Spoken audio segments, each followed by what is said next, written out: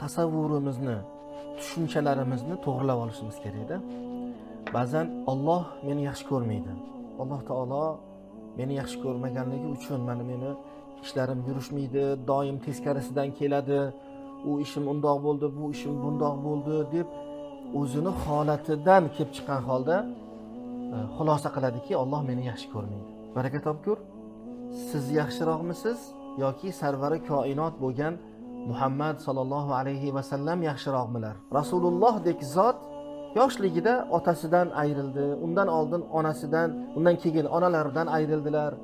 Undan keyin u kishini yetim hollarida boshlarini sinagan amakilaridan, yaqinlaridan ayrildilar.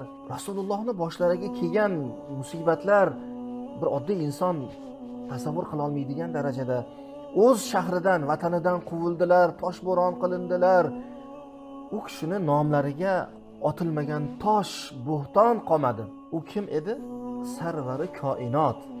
Insoniyatni, koinotni, yaralmish borliqni ichidagi eng oliy mavjudot edilar.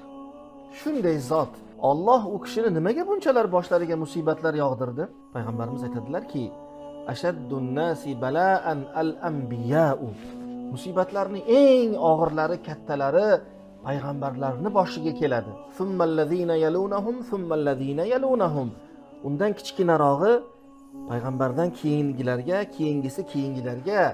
ya'ni musibatning kattaligi, imtihonning og'irligiga qarab siz o'zingizni kimligingizni, Alloh sizni qanchalar yaxshi ko'rishligini bilib olishligingiz mumkin.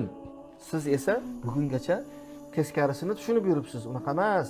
Alloh yaxshi ko'rgan bandalarini mana shu hayoti dunyoda turli imtihonlar bilan tozalab, tamizlab, darajasini ko'tarib oladi.